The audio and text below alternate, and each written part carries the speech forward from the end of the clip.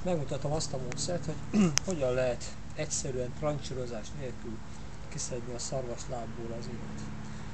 Azt kell megfigyelni, hogyha így hajlítjuk a láb alsó részét, akkor itt szépen, nem tudom, látszik-e, már csúszik is kifelé az ín.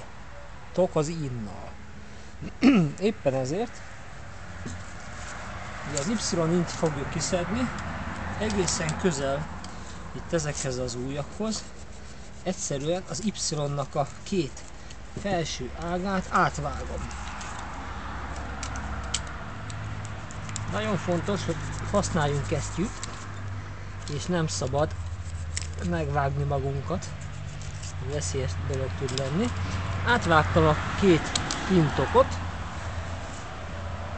ugyanúgy szépen kijön, rögzítem a végét a lábnak, harapófogóval ráfogok az ín végére, és egyszerűen, tessék, szépen kiesik.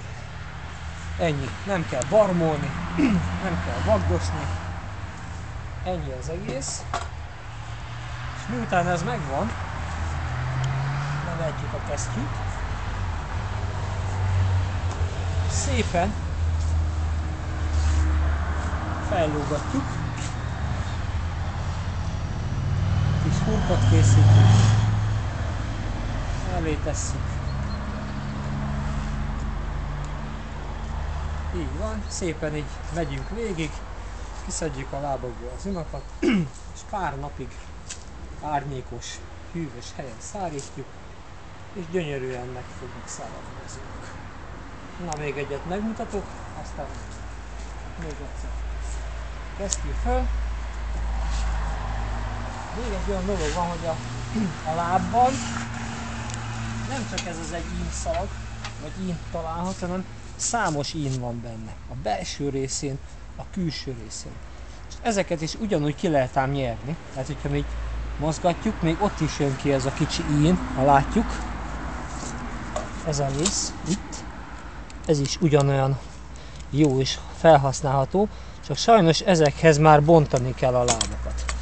Akinek van hozzá türelme, vagy kevés az ín, az nyugodtan szórakozhat vele. Én alapvetően csak a nagy inakat szedem. Még egyszer. Mozgatom, jön ki az ín vége. Megvágom itt a lábujjaknál keresztbe. Az Y-nak a két ágát átvágom. Így van. Rögzítem a satuban.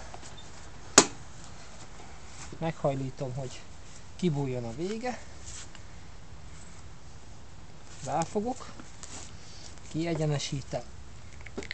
És ennyi.